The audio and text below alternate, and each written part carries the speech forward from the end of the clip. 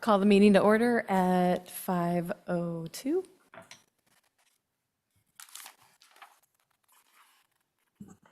Forget it's all in here. Roll call. Thanks, Dinah. Board Member Van Landingham. Present. Board Member Vice President Clerk Barrow. Present. President Cole. Present. One board member is absent and one is on her way. Great. Thanks, Dinah. We'll move on to public comments and communication regarding closed session. Members of the audience can address the board regarding closed session items. Comments of the visitors should not exceed 3 minutes unless waived by a majority of the members of all board. Do we have anyone online? We do not have any online Well, comments. we don't have anyone in our session here tonight, so we are going to move on to the closed session. Thanks. Just like that.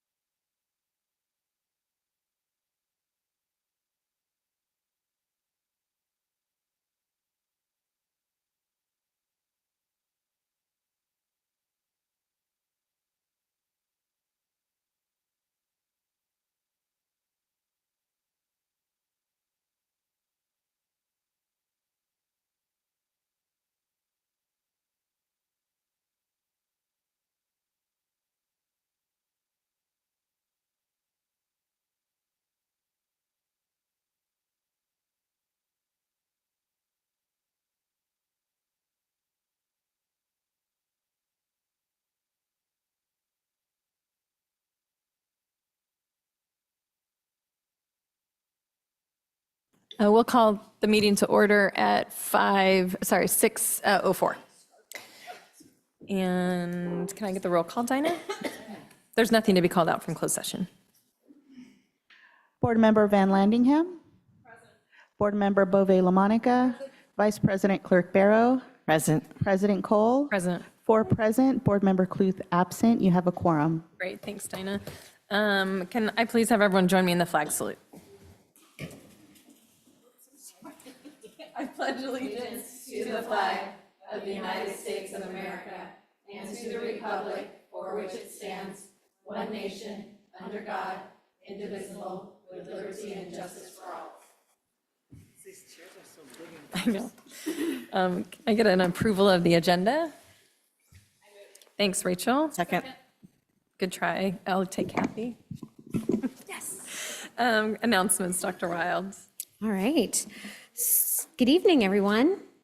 So this evening, we want to take some time to honor 2 extraordinary individuals whose unwavering dedication has shaped countless lives and touched the hearts of many.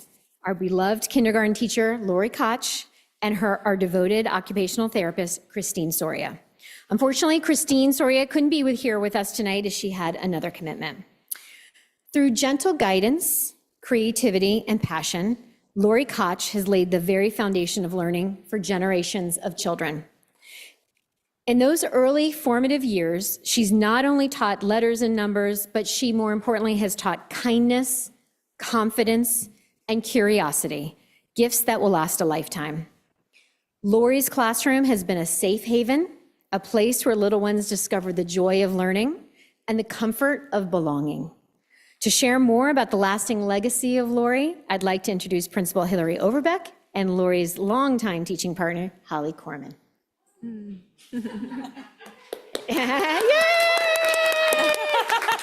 We just got started. Welcome. Now it's a party. You're supposed to stand here and hear nice things about you holding this flower. I can't believe you're here. Good evening, board members. Tonight, I have the privilege of honoring someone very special, one of our beloved kindergarten teachers who is retiring after 36 incredible years of service to our students, families, and kids. When I first arrived in Hermosa as a new teacher, I was fortunate to be placed on the kindergarten team with Miss Koch, who welcomed me with warmth, kindness, and lots of resources.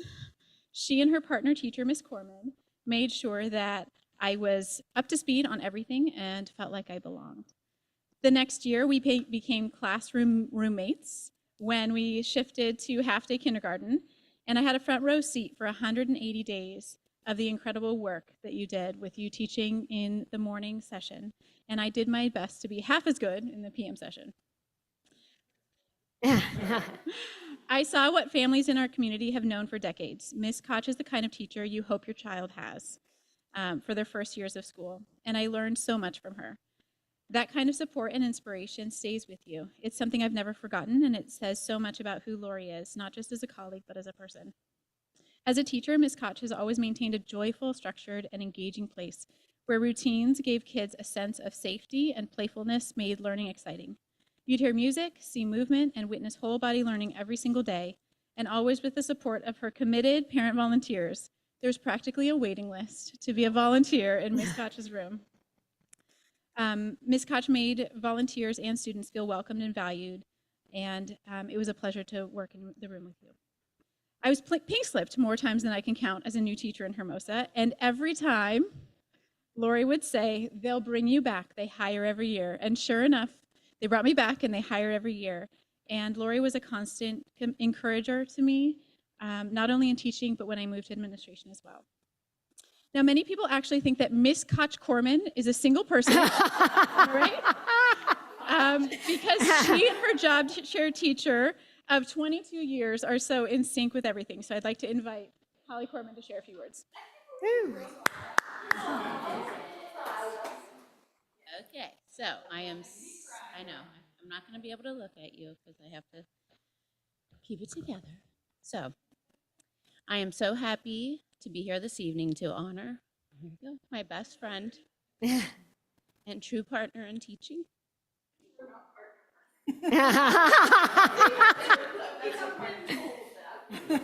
I wanted Lori to know how much I am going to miss her next year as she pursues her new life adventures. We have so many memories together, it's hard to know where to begin, so I'll try to sum it up the best I can about our 22 years teaching together.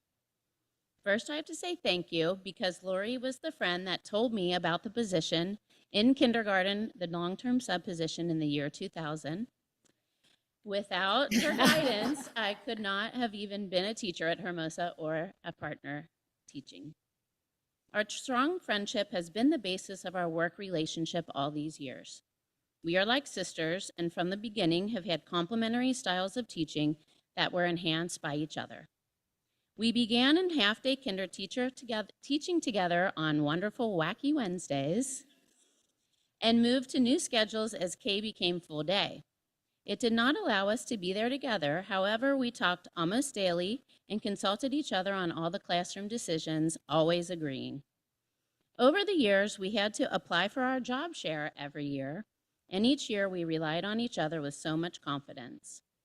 I am so blessed to have been able to teach with Lori, beside Lori, and fill my many years with her laughter and enthusiasm in dancing, for teaching and love for every child in our classes.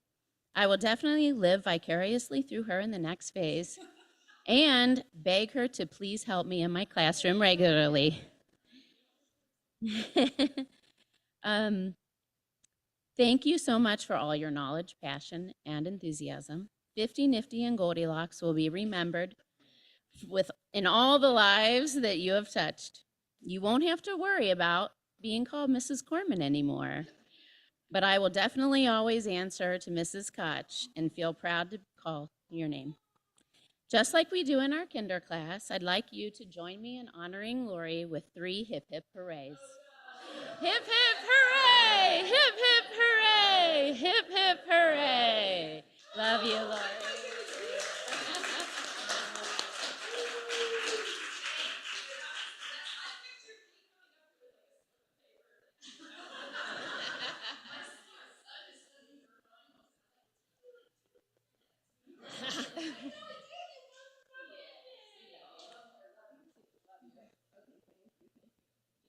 Right.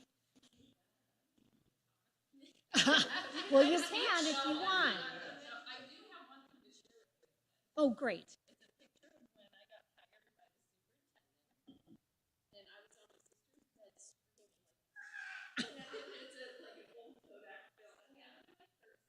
We need that. We absolutely need that. So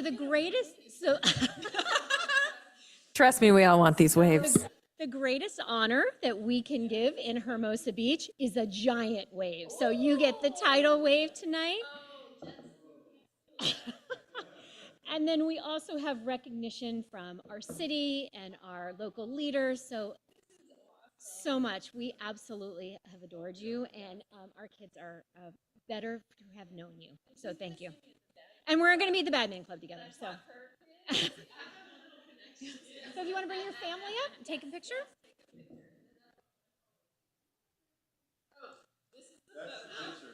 Okay, I need a photo of that. And then Molly and I next to each other here.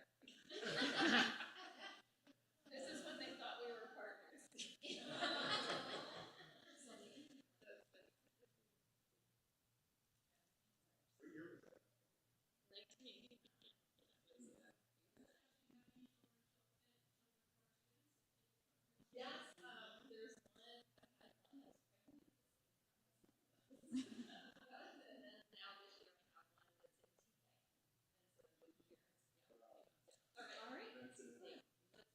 You two first.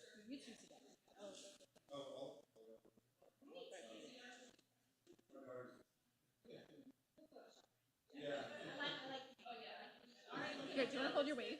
Oh, yes. Hold my wave.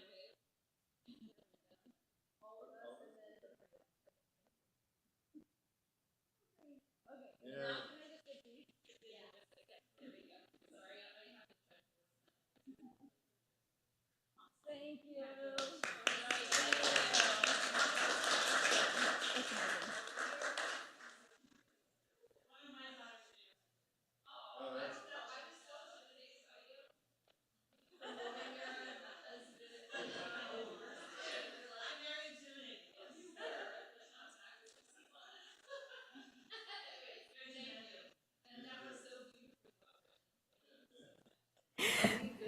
We are. So even though she can't be here tonight, I do want to share a few words about Chris Soria. So our occupational therapist, Chris Soria, has worked magic in quieter, deeply meaningful ways. Occupational therapists aren't always the people in front of class. They're not always the people who we see running about the campus, but they're doing such powerful work on the sidelines and making sure that students are successful in classrooms.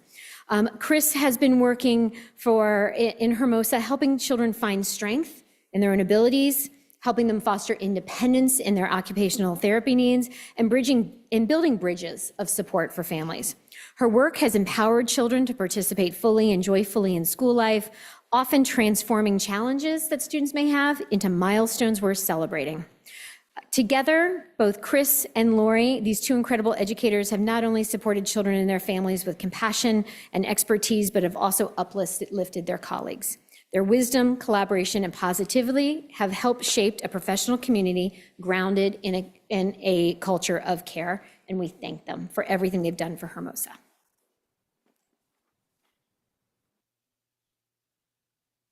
Thanks, Susan. Thank you. Thank you to everyone. We're going to move on to 2.1 public comments from the audience to the board on any items in closed session. Members of the audience may address the board regarding closed session items. Sorry, I'm wrong.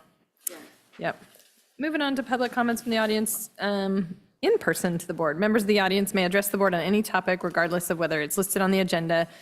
However, the board may not discuss issues raised that are not listed on the agenda. Topics not on the agenda that are brought to the board's attention may be investigated by the administration and a report made to the board either publicly or privately at a future meeting. Comments from visitors shall not exceed 3 minutes per individual speaker unless waived by a majority of all members of the board.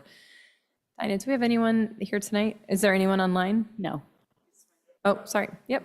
Did you turn in your pink piece of paper? Is there a piece of paper in the front?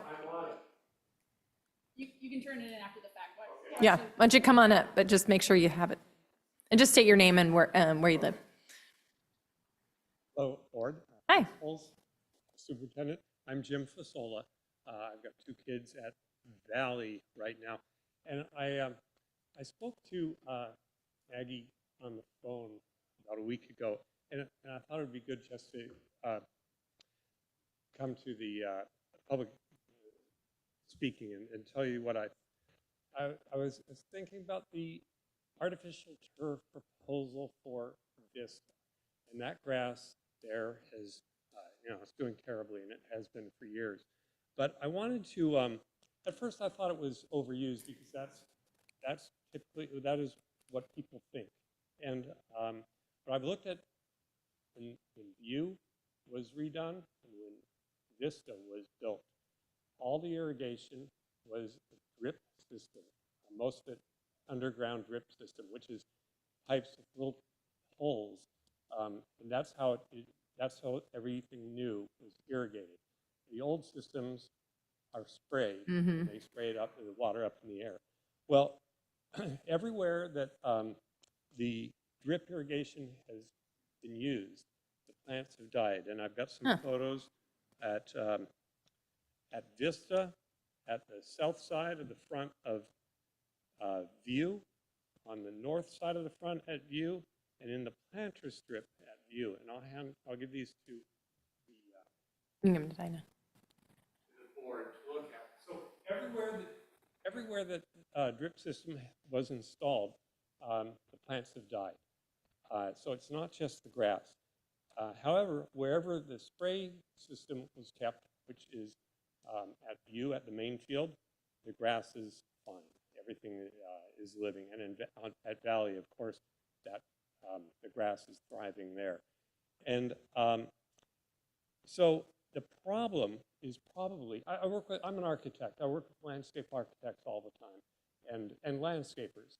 And in general, they hate drip systems. And the problem is, one thing, you can't tell things are going wrong because you can't see the water. You can't tell what's getting water and what's not. But my landscape architect looked at the big dead stripe at Vista and said, well, there is a problem with the irrigation system. That was his, that was his opinion, but it is not, it can't be proved. It's very hard to fix it. And if you do have to fix the system, you have to dig it all up, and it's very invasive. The problem with the drip system here, it works well in clay soils, which hold water, but we have very sandy soil. And so the grass is up here, and the pipes are down here, and when it waters, the water goes straight down to the center of the earth, and the grass rarely sees it. So I think that I'm just going to throw it out there, that before the Gentleman's time has expired. before the board spends hundreds of thousands of dollars on artificial turf, which it's costly and needs replacement about every 10 years when it's heavily used, they might look at replacing the irrigation system and planting a more appropriate grass. I will say here is Seaview Park, which is very heavily traditional spray system, and the grass is doing fine. So I'll leave it at that. I'll say that drip systems are problematic, and almost nobody recommends them for sandy soil.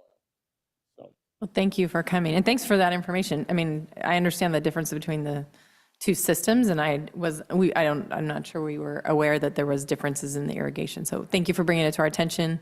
We appreciate it, appreciate the pictures, and I know you've come to a few meetings, so appreciate you being interested in it. I'm retired now. Those are, yes, you want a little rundown too? Yeah, we would love it. Thank you. I will fill out my. Thank you, Jim. Thank you very much. All right, thanks for coming. We appreciate it. For listening. Moving on, any other public comments?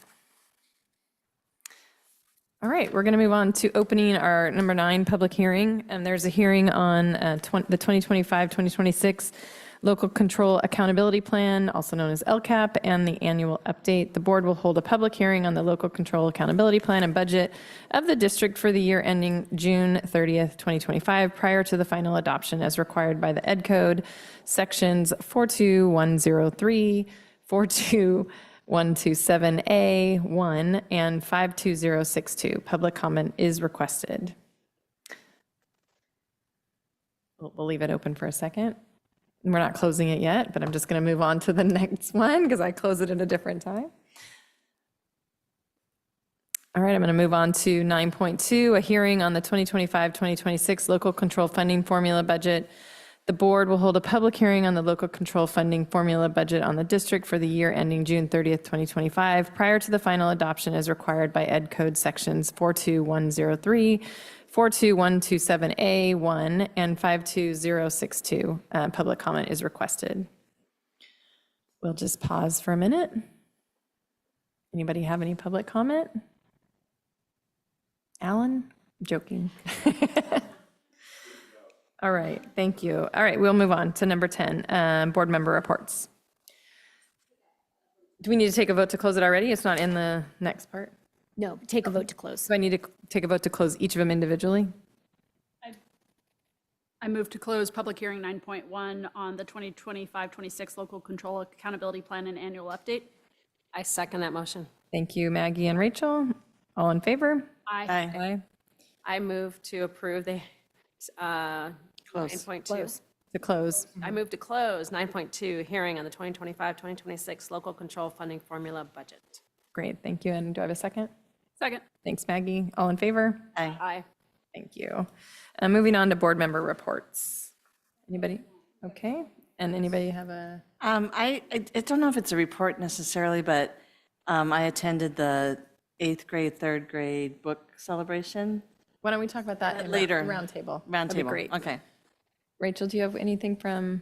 I had the honor of attending the joint HBF PTO meeting last night in which the budget. There was an overview of the budget and HBFs. They don't have the final numbers yet from Hearts of Hermosa, but just the wonderful feedback on Hearts of Hermosa and having it at Vista, just all the, and the incredible public. Yes, Country Thunder was amazing. They're coming back. There's still a flash party. There's still tickets open on the Hermosa Beach or Hermosa Ed Foundation, the Hearts of Hermosa site. But it was really wonderful to see and to hear how healthy those organizations are doing and how much they've done for our schools. Great, thank you. Anything, Maggie?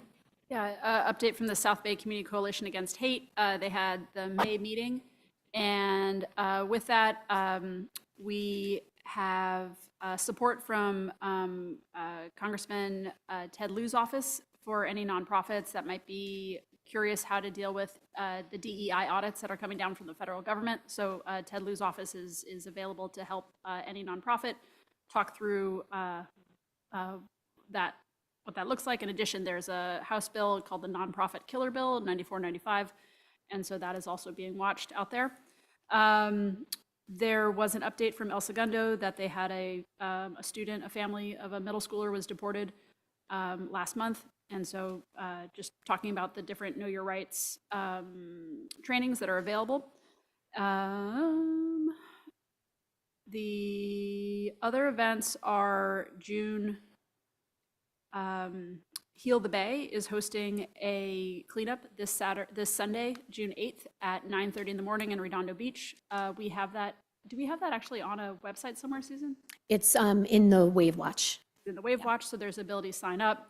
South Bay Community Coalition Against Hate is an official partner with that. So you have all the different school districts and city councils that are also supporting that effort, and it's being hosted by Heal the Bay Sunday morning, 9:30 a.m. And then lastly, there is continued updates on the October 19th to 25th United Against Hate Week. There's social media toolkits. There's different ways for students to have advocacy opportunities within that. And there's also opportunities to have lawn signs. That's it. And where do people pick up lawn signs? How do you get those? Reach out to me. Reach out to Maggie, okay. Yep. Anything from, we didn't have a social emotional, wellness council meeting or an Next equity? week. Next week, okay. Yep. Great. All right, moving on. Reports to the board and discussion, 11.1, local control accountability plan, the LCAP annual update, local indicators, and the 2025-2026 LCFF budget presentation. Ms. Gluck and Ms. Montalvo.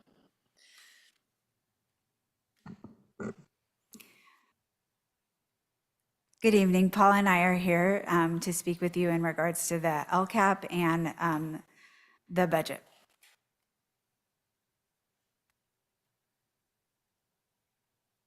Slide, please.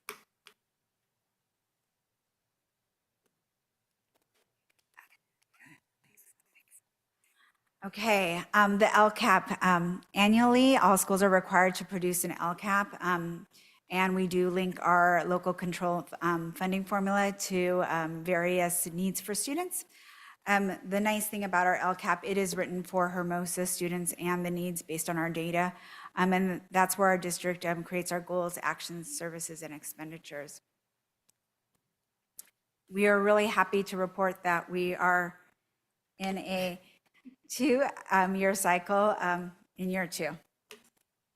I may need help because it's just going off on its own when I put it down, okay? Right now, the 25-26 LCAP requirements are all listed. These are the various components of our LCAP. The LCAP is linked on the back of the presentation, our draft, and it's also linked on our website. But those are the components that we do need to report on. Some are from Paula's in regards to expenditure tables as related to the budget, as well as goals, actions, and the various ways that we engage with our educational partners. Most importantly, that we do need a report on how we're going to increase or improve services for our unduplicated students. Slide, please. When we write the LCAP, we do have to report on 8 state priorities from the state of California. The 3 big buckets are conditions of learning, engagement, and pupil outcomes. You can see the various components and how they're listed. The 8 priorities are dedicated to our 3 goals that we have. Slide, please. This year, we kept our goals in line with the goals that we had last year for continuity, and so that way we can go ahead and look at our action items and our metrics to ensure that we're making progress. We did simplify them a bit when we wrote them out. So in regards to inclusion, we're going to continue to improve awareness, resiliency, and climate through social emotional development and engagement. Achievement, we really simplified this. We just really want to focus on academic achievement through research-based practices and program. We feel as a district, this is a starting point and it's a thing that we need to focus on, and tier 1 is important that all students are able to access. Goal 3, our community. We're going to continue to strengthen our ties and our network and continue to grow our enrollment, which we've done an excellent job over the last 2 years. Slide, please. When we look at how we engage educational partners, I really feel our district does an excellent job reaching out to so many various organizations, whether it's our superintendent that's reaching out, myself, our EL coordinator reaching out with our English language learners, principals meetings. We have really strong relationship with our Ed Foundation and PTO, but you can see these are the various organizations that we have reached out with, worked with, and we've done this all year. These aren't just one meetings that we have, they're throughout the school year. So we do get some authentic feedback. Slide, please. Based on our recommendations with our various stakeholder groups, you can see the following bullet points that we will be adding to our LCAP this year. These are areas we'd like to highlight. We were going to continue to highlight high quality professional development. This is going to be tied to our English language arts program that we adopted last month, Wit and Wisdom. This is a K-8 initiative, so we are looking for some vertical articulation to strengthen our program. We are going to continue with strong tier 1 instruction for all of our students, and we are looking to dedicate a TOSA, teacher on special assignment, for technology. We want to go ahead and look at AI and how it integrates to teaching and learning and how we can best utilize it to teach our students to use it as a tool. Can you go back to that slide? Thank you. We also want to go ahead and continue to look at our access of elective courses. It's really important that we continue to offer the 0 period so our students can take 2 electives. We want to make sure that they have a broad course of study and that if any student would like to explore a different topic such as music or foreign language, they have the opportunity to do both. We're going to really move full force with full-time library media technicians at every school site. We want to ensure that our students have access to the library before and after school, and that our library media technicians will focus on teaching digital literacy to our students throughout the school day. And we will continue to focus on our ELD program and how we are going to do that this year. We are going to create an instructional block for our students in middle school. So they'll have a dedicated block for English language development, because as we look at our data through our CAS scores and our READY scores, we see there's a need to focus to provide those students with dedicated instruction. And lastly, we will continue to work on our 3 principal school site with expanding our wellness program with additional social emotional support with our counseling services. Slide, please. Goal 1 is our inclusion goal.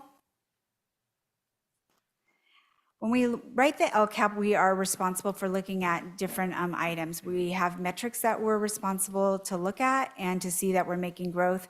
We also look at the success we had throughout the school year, what challenges we have, and how we're changing that goal. So as you can see, we have various metrics that we use for goal 1.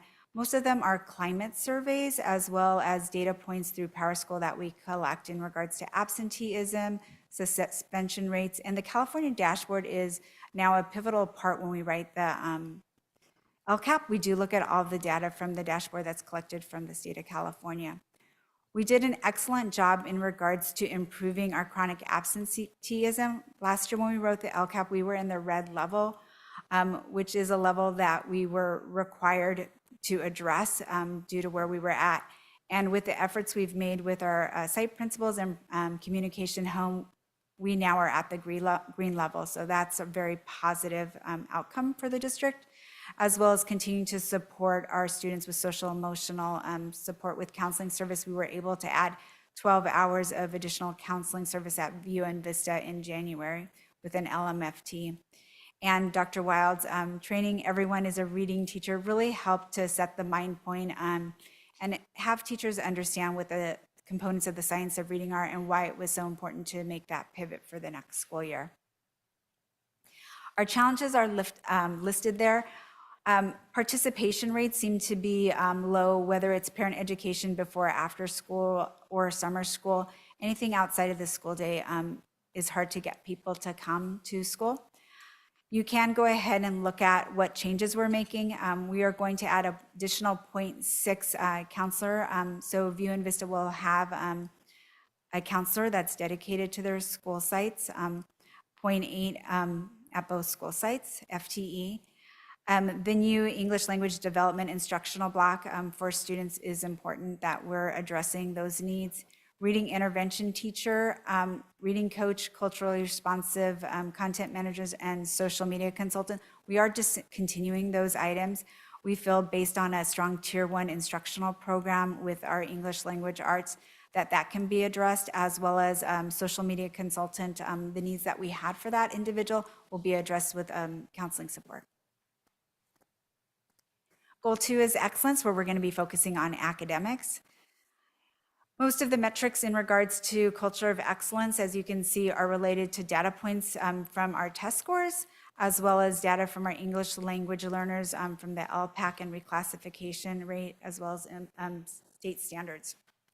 We've had a lot of successes. That 0 period elective, I cannot say enough positive things.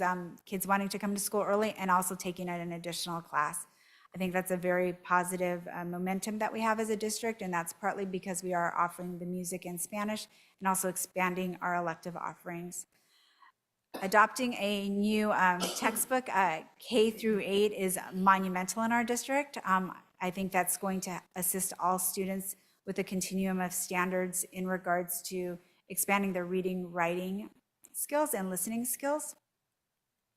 And then just to continue to support our English learner support program has been a positive choice in our district. We have students participating in before and after school, but I think moving that program to the day will be more helpful for our English language learners. Once again, participation rates seem to be a challenge, as well as being in a small district. Sometimes our master schedule is hard to maneuver due to credentialing. As you can see, the changes that we'll be making for Goal 2, our new English language adoption and professional development will be a main focus on our LCAP this year. The technology, TOSA, we're really looking forward to add that position to the district.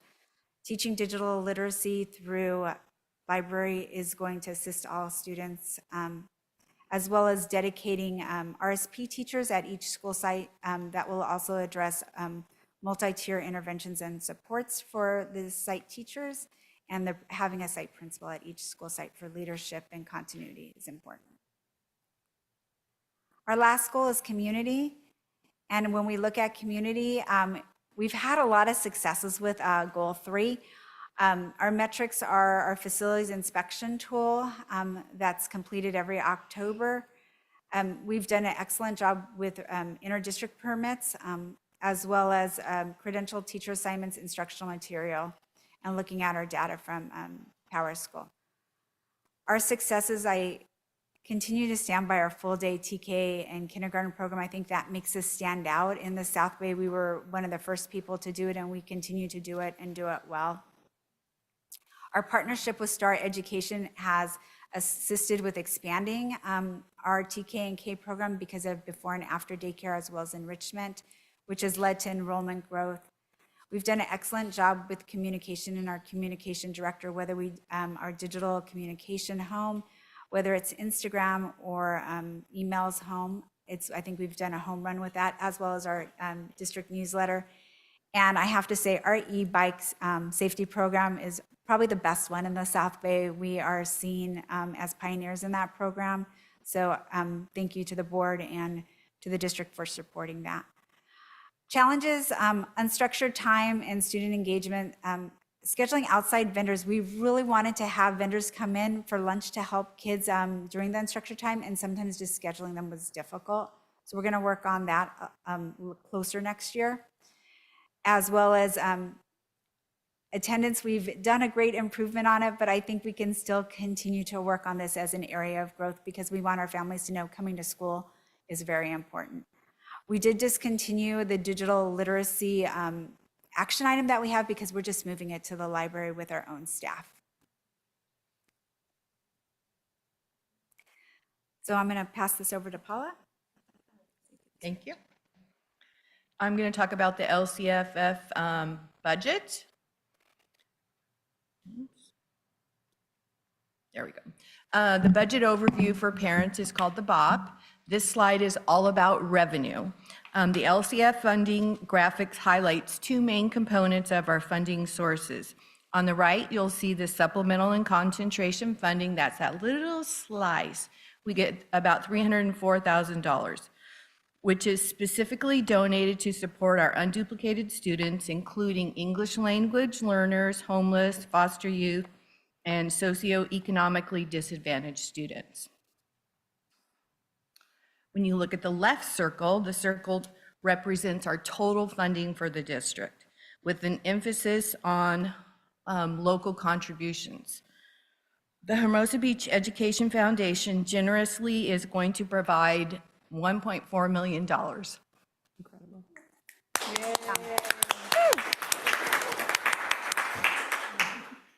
And this is going to support key positions and programs such as counselors, library media techs, zero period in elementary PE, IDEA and Sparks, elementary music, middle school band, and elementary Spanish.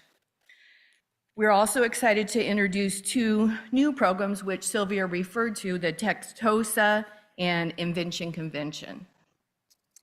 In addition, for local contributions, HBPTO is contributing about $278,000 for a wide range of school site programs and activities, including lunch clubs, assemblies, transportation for field trips, student recognition, and many other special events throughout the year. These local partnerships play a vital role in enriching the educational experience for all Hermosa students. Our other funding sources are federal funds. We're slated to get $271,000.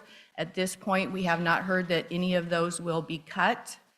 And then we do get other state funding for Prop 28, Effective Educators, ELOPE, Arts and Music Grant, Learning Block, TUPE, which is the drug program, special education, and state mental health dollars as well.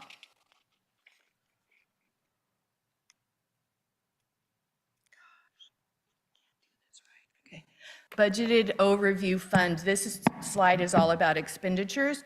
So total expenditures in the budget this year is $23.2 million. Of that $23.2 million, $19.7 million is tied to a goal in action that is going to directly affect student outcomes and programs.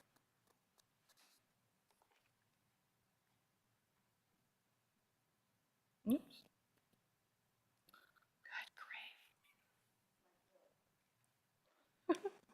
It goes too fast. There we go. This is our favorite slide, right, everyone? As you can see, 80% of our budget is spent on salaries, with only 20% going to supplies and services. And I think we do a pretty good job of getting the job done with the resources that we have.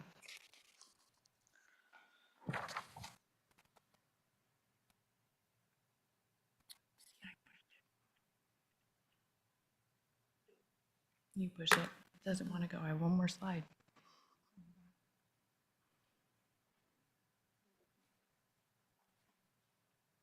Okay. Backwards, please. There we go. There we go. So the multi-year projections. The multi-year projections are anchored in reliable information as of the date the projections are made. And those assumptions change from day to day. I wanted to talk about the top tier in the green and yellow box where it says enrollment in ADA. Let's look at 25-26. We're slated for enrollment at 1479, and our average daily attendance would be 1406 or 1407. Every day, we're losing an average of 71 students not being at school. So it's important that every student comes to school every day. If you look at our base grant average is $10,000, and we're losing $56 per student per day times 180 days. That's over $700,000 that we're losing out on. So we need your students to come to school every day. I mean, that would really help the budget, right? And as you look at the chart, enrollment and attendance are steadily growing about 5% this year, reflecting strong community and interest in our schools. Revenues are growing each year, and the district is strategically investing in programs and services to support student success. While planned deficit spending is occurring, reserves remain well above the state standard minimum, ensuring continual financial stability. Thank you.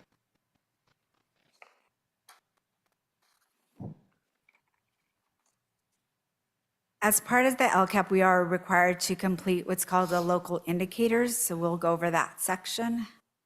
When you adopt the LCAP next board meeting, the local indicators will be placed there too. The reason why the local indicators are important is it does list some basic conditions in regards to teacher assignments and instructional materials. The local indicators is more of a narrative document that is a self-reflection, and it's just a way for us to have transparency in regards to what we're doing as a school district, what our needs are, and how we are supporting our students with the LCFF formula.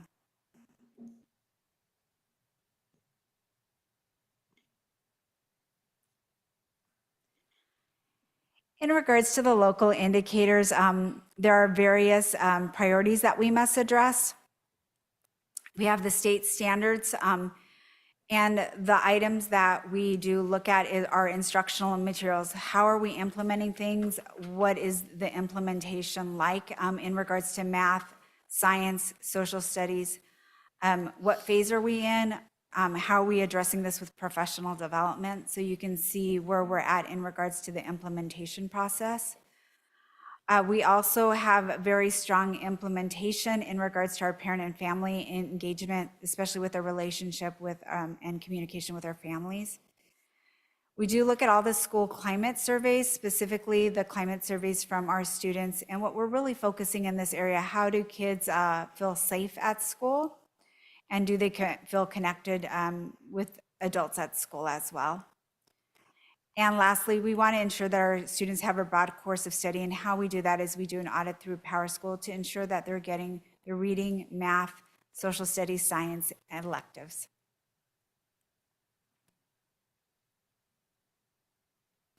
In regards to next steps, we are going to look at the following items. We do have today the board public hearing. We want the public to know that the draft LCAP is available for viewing at our website. It's just under the LCAP when you go to our website. You're also welcome to submit any feedback you have in regards to our LCAP once you review it. There is an online form, or you can just send an email directly to me. We will go ahead and address any comments. And we will continue to work closely with LACO in regards to any changes that we have. We've already been working with them in regards to the educational component, and we've made our changes. We're now having them look at our financial component to provide the feedback that we need. And then on June 23rd, the board will go ahead and approve the LCAP, and then we'll post it on the necessary websites to be in compliance with the law. Are there any questions? Thank you, Sylvia. Thank you, Paula. I'll see if there's any questions on this end. Rachel? No questions, just a comment of the phenomenal job and the number of recognition of the number of hours it takes to meet all these state requirements through the LCAP process. So thank you so much. Kathy? Maggie, go ahead. Kudos to the team on this. I've had to sit on your committee, so I know the work that goes into it. I just wanted to make a comment that statewide, the average is a decline of 0.5% of enrollment, and we grew 5% this past year. I mean, so kudos to the entire Hermosa Beach community for continuing to believe in this district and grow it at 5%. That's literally unheard of across the state. I'm really proud that we were able to do that. That's amazing. And then on top of that, also I'm looking forward to the enrollment conversation, attendance conversation that I guess we need to have as a board and as a district to figure out where we need to go deeper on that. So looking forward to that summer conversation too. And when you're talking attendance, do you mean the $700,000 we're losing? $700,000. Yeah, because if you think about, you have HBEF giving 1.2, and if you added 700,000, that would be almost $2 million that we could have to do additional programming. So 700,000 is a big number to lose out on. So I'm hoping, well, there's obviously, we got to work on some strategies to like get students to come and especially the younger grades. And being strategic about activities that we plan on the days that traditionally people like to skip, make it really incentive to come to school. This is not a new situation. I think we've had that issue before, but it's fluctuated. This sounds like a larger number than we've been dealing with for a while. So good, thank you for bringing that to our attention, and great job with all that presentation. And I do want to let people know, I know everyone did a lot of the surveys for the master plan that we're putting together, and all that survey, all the comments that you made, whether you're a student and a parent or a staff member, you really, if you look at and you dive deeper into this LCAP, you definitely can see how that is formed the LCAP, and it really goes along with our goals. So it's a lot of moving parts and a lot of things to read, but I think everyone's voice, I feel like our voices, the voices of the community and the students were really heard. So thank you for doing that. Absolutely. All right. There's no vote to take on that, but so we'll move on to 11.2, the Measure HV project prioritization. Mr. Alan Riesling. Welcome.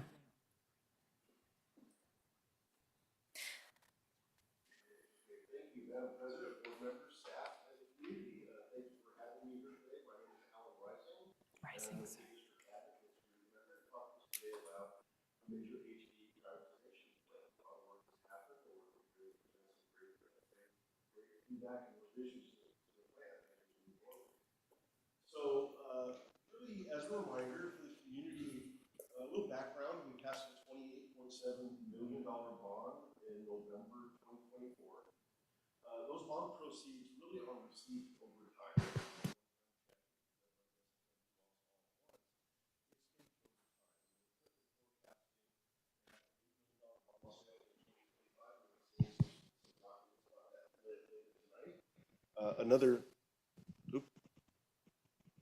Okay, I'll use this mic. There you go, that works. So bond proceeds are received over time. It doesn't all come to us in one check. We're scheduled to receive an $8 million sell $8 million in bonds in 2025.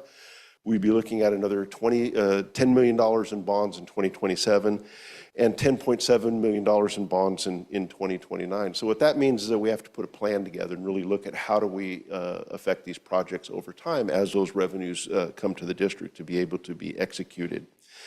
We saw a presentation on May 14th from ISID Advisors that kind of detailed how that works. So if the community hasn't looked at that, it's a great presentation to really understand a little bit more about how bonds work. So we also on May 14th, we also had a great discussion about project prioritization where we discussed with the board those projects. We received feedback and update from the board on some of the thoughts about how those projects should be moved forward. The discussion really with the board centered around playground renovations and a timeline for Hermosa Valley School and how we would engage on the playground. Also at Hermosa Valley, what we would do with outdated portables and how we would address those portables that have really exceeded their life cycle and how we would address removing those and maybe repurposing that space or reimagining that space elsewhere. At both Hermosa View and Hermosa Vista, there were conversations about some of the special education program needs at those sites, and there's also some enrollment challenges at those sites as well, as we just heard from our budget presentation about increased enrollment, which is a great problem to have. So We had conversations at both of those schools. We had conversations about the availability and timeline of these bond proceeds and when they would come in and what those numbers would look like. We also talked a lot about anticipated cost escalations. We are in a market where costs are going up dramatically. We're not really certain what is going to happen at a federal level and how maybe some of those tariffs that we all hear in the news every night, how those may be impacting our availability of materials and other things necessary to bring these projects forward. And we also have these soft cost allowances, which pay for things like inspectors and architects and engineers to be able to bring these projects forward. So really digging in a little bit, we took all that feedback from the board. We heard what was being said, we heard the conversations, and so we went back and rolled up our sleeves and really looked again closely at our project timeline. And so what I'm showing you here today is the results of those conversations and the results of that development. As again, we overlaid our availability of dollars with the projects. I highlighted some of the revisions to this plan just to kind of acknowledge that the conversation with the board was heard. So at Hermosa Valley School, in addition to looking at the possibility of new flexible science classroom space and new performing arts classrooms, we also added the removal of those outdated portable buildings and addressing some of those playground repairs that would be necessitated by the removal of those portables. At Hermosa Vista School, not only did we look at the alterations to rooms 108 and 208, these are some necessary space for special education programs, but we want to really reimagine that space to address some of that enrollment challenges at Hermosa Vista School so that we can ensure that those children have suitable spaces for their educational needs. Also on Series 1, we looked at Hermosa View School and recognized that there's additional space due to enrollment and special education needs for support staff and programming, looking at how we could possibly add some additional space at that school to, again, support those students' needs at the school site. And lastly, we had the district-wide audit survey for technology improvements across our district, all included in our Phase 1 execution plan for the bond. Moving into Series 2, again, that's 2020. In 2027, we anticipate receiving $10 million in bonds. We would then move forward with the implementation of those technology improvements across the schools, across the district. We'd look at Hermosa Valley School and do more large-scale, more intensive playground renovations at that school site. There's needs to really examine closely the administration building and how we could update the administration building to provide access from our communities and provide I'll say a better approach and a better entry to that school. Relocation of the front entry to ensure that community members have direct access to the office, which also requires traffic circle and student pickup and drop-off improvements at the front of that site. HVAC improvements. There's several buildings that will be done over the summer, but there's also other needs at the school site that have to be addressed across the campus to ensure that we have comfortable environments for students and teachers to perform appropriately. And then we have miscellaneous different building systems and cosmetic improvements that would go along with that, the work at Hermosa Valley. Moving on to Series 3, this is again in 2029. We anticipate receiving $10.7 million in bond proceeds. And again, we would look at Hermosa Valley. Now we're moving into the athletic field improvements.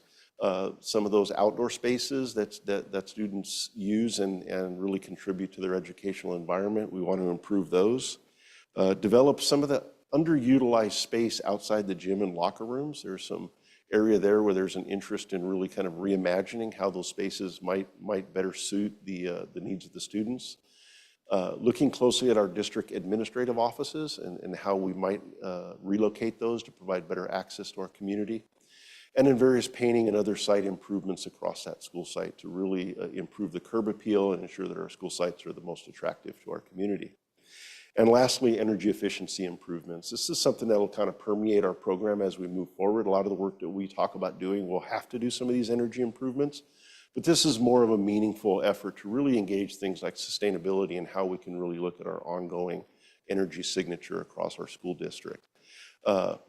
So that's in our third series of bonds. Really, so the question is, what next, right? You know, what do we do moving forward? So Tonight, we're presenting this list to the board to have a conversation and ultimately present it to the board for approval so that we can begin executing this work. We do already have some walkthroughs established with various different campuses, 3 campuses with architectural firms. We'll be doing those later this month as we begin the process of getting a lot of those creative individuals that work for these firms to talk to us about what's possible and what we can do with our sites. We will need to ultimately select architectural firms that will work with us as we move forward to help design these improvements. We have to solicit for construction management firms. These are the firms that actually work on individual projects and work with the school district to ensure that the work is moved forward effectively, efficiently, and within budget. We have interviews scheduled for those firms next week, where we'll be coming to the board in the future to adopt a list of firms that we can work together as we move forward. We also want to keep our community informed and engaged. So we have plans with communication planning to put out community communication newsletters so that the community fully understands what's happening and they're involved in this process. We recognize that these are community dollars and we want to spend them effectively so that the community is well aware of what's happening. And then lastly, really continue with that community engagement and involvement component. As we begin to engage with architects, is establishing opportunities to connect with our community, both internal communities, students, teachers, staff, and also the larger community, to really make sure that we capture what the needs of these school sites are and include those in our plans moving forward. So our architectural firms are well aware that we'll be conducting several outreach and engagement sessions with the community at large and the school community to make sure that the projects actually meet those expectations. So with that, that's a quick update, but thank you for having me here today, and thank you for allowing me to work with you to bring these vital projects forward. So I'm available for any questions. Great, thank you, Ellen. Have any questions? Yeah, go for it, Maggie. Why do we keep calling it a flexible science space? Flexible science spaces? Yeah. Yes. Why is it flexible? So many of our current curriculums require flexibility, whether they're going to be earth sciences or physical sciences, other types of sciences. Kind of the days where we build dedicated wet science labs or dedicated physical science labs are over. Really, we want to be flexible in all of our teaching spaces to allow for changing methods and changing curriculum to be provided in those spaces. So really the current design of science spaces is to provide as much flexibility as possible to allow that teacher to be creative in the way that they bring forth the educational curriculum. Meaning, like, are you wondering, are they going to be like actual science labs or just not flex spaces? Yeah. Yeah, I think that's more the concern. Yeah, so No, the way we were envisioning it is more, we want to be very mindful that the rooms obviously can serve science, but also thinking that 10, 15 years from now, if one of them needed to change into a CTE classroom, or that we weren't locking ourselves into a design that we're married to for the next 30 years, right? We just want to make sure that it will live beyond us. And so does that require then getting flexible furniture like portable sinks and safety? Because I think science labs, I think safety equipment, right? So does that just mean we have flexible safety equipment then? Or What we'll probably do is actually go take a look, different places like Da Vinci, what their spaces look like. I want us to be able to think a little bit out of the box and make sure that the room grows with kids. We have 2 science labs right now where, they're set up, they have a sink every certain types of furniture. I just want us to think, okay, what could this room morph it if it needed to in 10 years, right? That we're not locked in. Could be portable, it could not be. It might just be maybe dedicated to one side of the room as opposed to I just want us to be flexible and be able to go and see what these science rooms look in some kind of newer facilities. Yeah. Any other questions for Maggie? No, but thank you. It's very clear now, the steps, the progress that we're going to be making and the stages. It helps from my mind, non-budget mind. It helped me. Thank you. Thank you. Yeah, and I just want to remind everyone that the meeting on the 14th was open to the public, and we did have Jim came and listened to, and we had, the architecture firms came that wanted to be there. So none of these meetings are they're all out in the public. Any public member is welcome to come or contact any of us. In the meantime, if they want to do outreach or have questions, like we can talk about it with you anytime. This is, or get your ideas if you want to give feedback or input. And then the other part is I just wanted to say, I know that this is going to be a long-term project over the next, it looks like 6 years maybe. And so that seems, sometimes I think that will be a lot for people to handle, but we do have to kind of do this in parts. We are not looking at a blank slate. So it would be different if we, had a blank piece of ground and we were building everything at once and then we could redo it. But that's not the situation we have. So we do want to be really strategic about how we call for the bonds in terms of like being true to our not raising any taxes. And we also want to make sure we're doing the things like least disruptive and give the biggest bang for our buck for the students. So trying to always put students first in these building projects, and then just being really strategic to be less disruptive, because our community has had a lot of disruption with moving. And so, doing this first set of science classrooms really is not going to disrupt the Valley school day, which is great news for us. But we hope, the best we can. So we're happy to talk through that with parents or the community if they're concerned or want more information as well. But thank you, Ellen, for helping to steward this, because it's a big process, and we're all not architects and builders. We've all had lots of experiences, but we're glad we have a partner with you guys. So thank you so much. Absolutely. Thank you. All right. Right. We will be moving on to Superintendent Report, Dr. Wilds, 11.3. Alan, if you don't mind just throwing me the clicker? Just maybe not throwing it at me, but. Just toss it up to Susan. All right.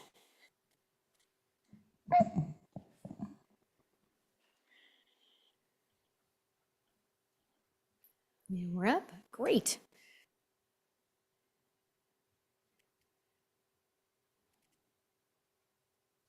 Wonderful. Thank you. So tonight, we want to talk about, I want to kind of give a preview of an action item that's going to fall later in the agenda. But we want to talk about the risk of reading difficulty screener, part of the Senate Bill 114, and give everybody a quick overview of this process. So Senate Bill 114, by the way, that's my favorite little character on the right-hand side, so he shows up a couple times. Senate 114 says that starting in the 25-26 school year and annually thereafter, a local education agency, school districts, anyone who serves students in kindergarten, kindergarten, first or second grade, must assess each student annually for risk of reading difficulties. And we have to use a screener that has been adopted by the governing board, but also that's been approved by the state of California. And so this process, we'll talk a little bit about kind of what this process was. So when we say screening tool, we mean a very brief instrument, something that can be done, that is meant to be done by the teacher of record, the classroom teacher, classroom support staff, who are appropriately trained, but it is not meant to take hours out of instruction. It is meant to give a very quick screener and picture of what's happening with the student's reading development. This measure is going to give staff some areas that we may need to look at further and to determine those students who might be at risk of reading difficulties, including students who are at risk for dyslexia. So why do we want to screen? Well, we know that the students are continuing to struggling to read in third grade. They will continue to be poor readers through ninth grade into high school. We know that students who are not reading by grade level by third grade are significantly more likely to drop out of school before they earn a high school diploma. But we do know that students who receive early intervention in research-based practices with well-designed tier one and tier 2 instruction, that more than 90% of students can become very proficient readers without having to move to tier 3. And we just know that early intervention is much better than trying to fix a problem in late elementary and middle school. So what screening is not, it's not to be used for any high stakes purposes. It's not to be used to identify students with a disability, and it's not a form of evaluation because, like I said, most of this, all of the screening instruments that have been approved by the state range anywhere between 5 to 6 minutes per student to maybe about 15 to 20 minutes per student. So that's just not long enough to do a deep dive, but it is long enough for us to get a good idea of who we need to look at a little bit further and who we need to really focus some attention on. It does not diagnose students for special needs. And so we just want to make sure that all families are aware of that or diagnose for any related services. So when the state of California, when this bill passed, the California Department of Education was charged with putting together a subcommittee to examine, and they basically did in an old-fashioned kind of RFP process. They sent requests out, and a variety of different companies were able to submit their screener for review. The screener has to include all of these items. The screener had to take a look at students, to measure students' oral language, their phonological and phonemic awareness, their decoding, their letter sound knowledge, rapid automatized naming. So that is a really pivotal one, and it's a piece of the screener that not all screeners had. If they didn't have that, they didn't make it through in the approval process. Their visual attention, their reading fluency, vocabulary, and language comprehension. So all of these items had to be part of the screener, and we had to be able to get information about them. Moving forward, then, not moving forward, step back. So it was the state board appointed a panel of experts in January 2024, so a little over a year ago. They then approved the list of screening instruments just this past December. 4 screening instruments passed and that were accepted by the board. Those 4 then kind of set forth in their kind of RFQ what the price is, right? So different districts couldn't get gouged. There's a set price for all districts for the 4 screeners. By June of June, at the end of this month, all LEAs have to adopt one or more. And I'll talk about that in a minute, why some are adopting more than one. And then starting for the 25-26 school year, we then have to assess annually. There's nothing in the legislation that says when in the school year that you have to assess. For example, would you want to assess kindergartners in August? Probably not. Not going to give you great data. They haven't had schooling, right? However, there is an intent in the legislation that in grades 1 and 2, you need to assess early enough to do something about it, right? So, as we start rolling this out, those will be conversations that we'll be having. So there are 4. The first one is called Multitudes. That was brought forward by the University of California, San Francisco. AMIRA is a second one. Then you have ROAR, Rapid Online Assessment of Reading. That one was put together by the Stanford University.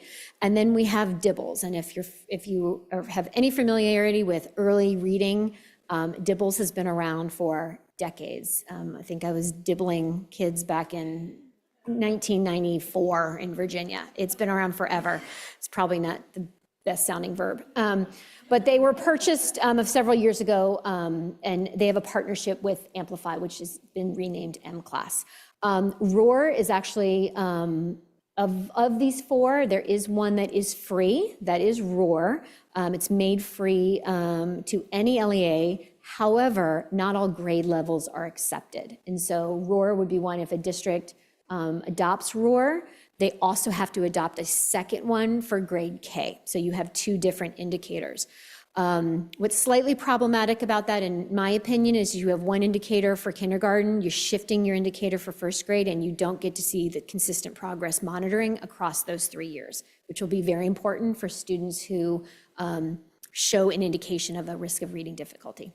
So we put together a subgroup of the ELA committee. So I want to thank Carrie King, Heather Myers, Annie Munson, Molly Spees, and then we felt it was very important to bring our school psychologists along in this journey.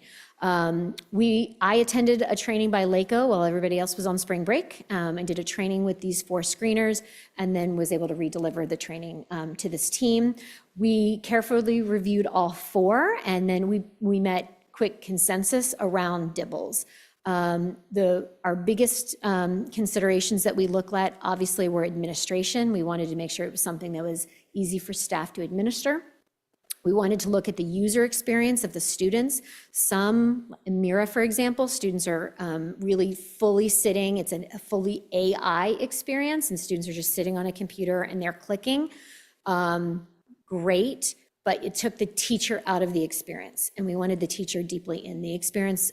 We felt it was really strongly that the teacher sat alongside the students. We also looked at data reporting. We felt that DIBELS had the most robust data reporting. In addition, it also has progress monitoring ability. So for students who are indicating at risk, we can progress monitor as frequently as every week if we need to kind of see some impact. So next steps, we're going to be asking you later in the meeting today there's an action item for formal adoption. We will then begin a training for our teachers, our staff, and our administrators. We were going to time this, though. We do have a big ELA adoption. We want to give teachers the grace of getting that training and start that in their classrooms. And so we believe this training, probably the committee and I felt strongly that this training should start happening in a December, January timeframe. And then we also felt strongly that it will be important to have a lot of parent and community education around what a screener is. The law does require parents to have notification 10 days prior to screening and a results 45 days after. And we want parents to be incredibly knowledgeable about the report that's coming home. So we want to lead that training by myself, school principals, as also school psychologists, so that parents, when they see, an indicator, a number, they know what they're looking at. Like I said, we want to administer in the winter trimester. We'll make sure parents and guardians have their results no later than 45. And then we want to have our coaching for our administrators, our teachers and specialists on the what next. First you screen, but then what happens next? And we'll be doing that next year as well.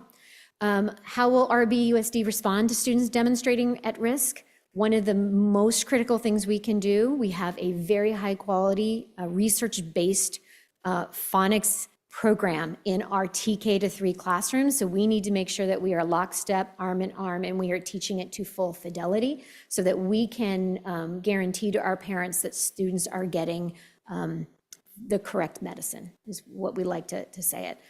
It's evidence-based structured literacy. And then what is that tier 2 if students need more? Oftentimes we think tier 2 has to be different, but oftentimes students just need repetition. So how do we give students more repetition in the lessons that we know work? Not all students learn a lesson once and get it. So we need to make sure we have structures for that. And then making sure that we are continually progress monitoring. So that was fast. Any questions? Go ahead, Rachel. Thank you. I think that, your implementation just of all of this has been fantastic so far. I was wondering about the parental education component because it does seem, this could be scary for parents, and you hear screener, dyslexia, and oh my God. So I think, that part and how we educate them is going to be super important. So I was wondering about, are we going to have a multivariate approach of, community meetings plus emails? It's not just in I love our wave.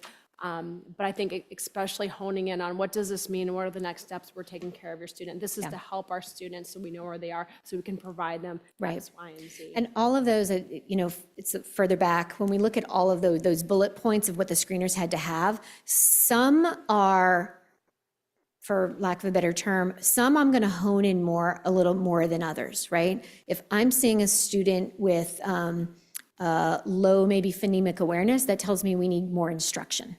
Right? But if I have a student who is showing some really low scores and rapid automatized naming, how quickly we're pulling out that information, that's going to give me different information. And so I want to commend Gabrielle Verdura. She was like, the psychologists want to help take this on so that they can really help parents understand.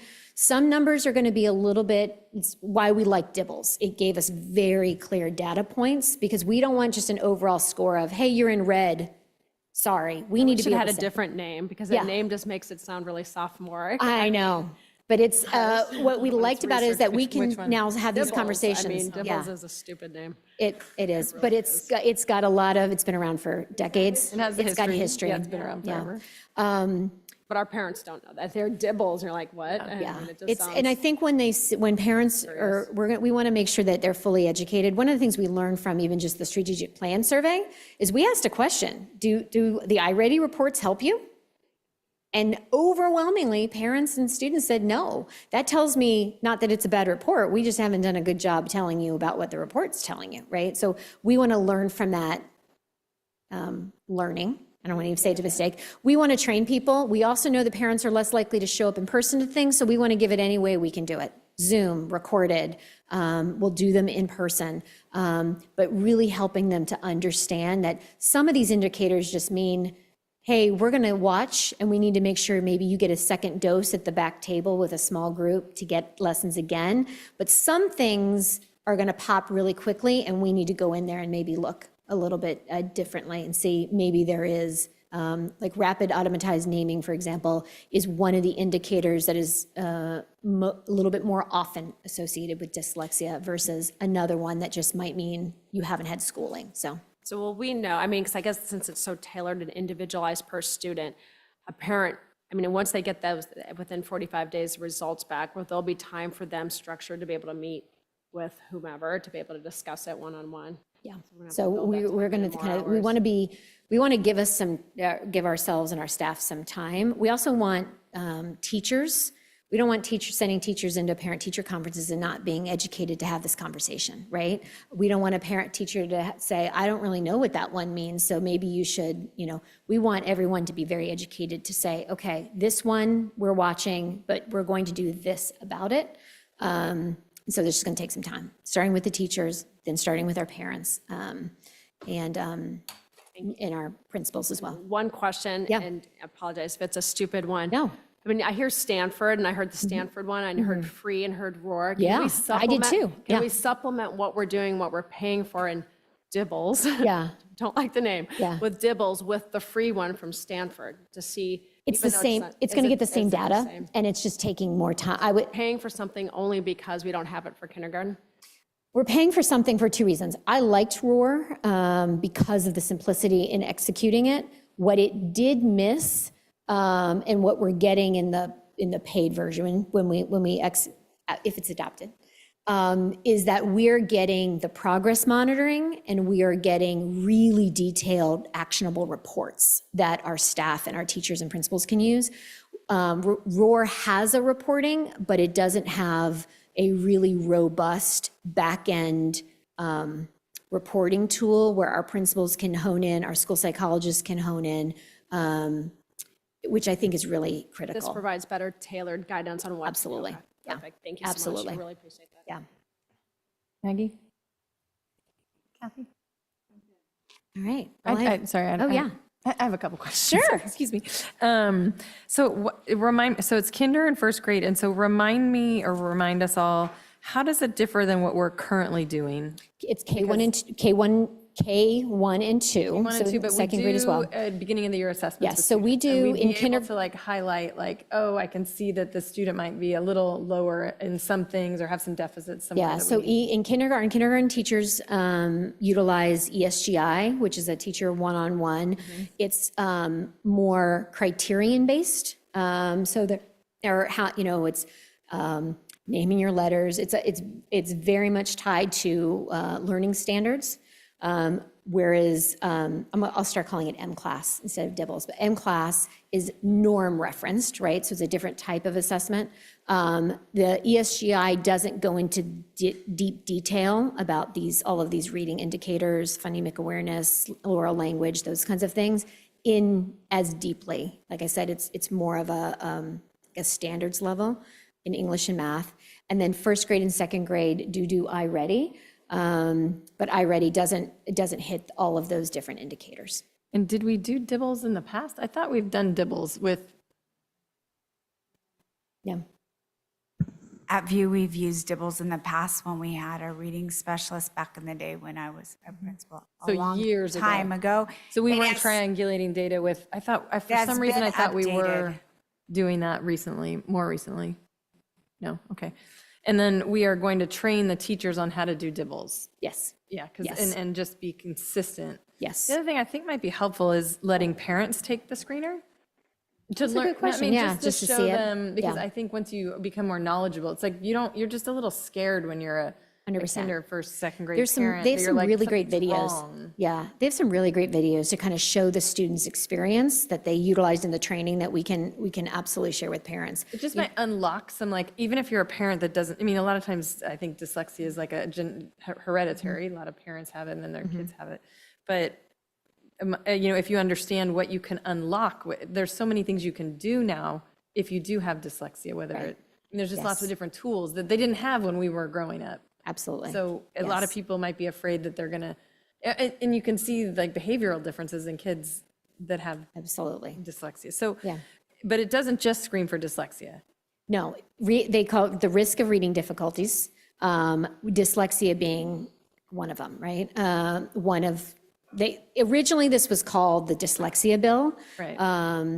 But, it's what we didn't, when I did a webinar probably 6-7 months ago with the CDE, what they didn't want that people to say, oh, you got the screener, you have dyslexia. So, Right. because it's a spectrum, right? And it could just be poor instruction, lack of instruction, lack of going to there's so many issues. They just didn't want this to be like, oh, someone popped in the red and that means you have this. It's just, you are at risk, which we can mediate the risk, right? We can address the risk, and then we can monitor it. And it's like, it's kind of, again, there's just so many factors. It's like, many of us have seen kids make backwards letters for years. And then their Absolutely. letters just turn around. Absolutely. At a certain age. And Yeah. so I think maybe, I'm sure you're going to do this anyway, but just thinking about from receiving it from, as a parent, understanding like, you're not going to get a SST meeting An IEP, right. yet. Yeah,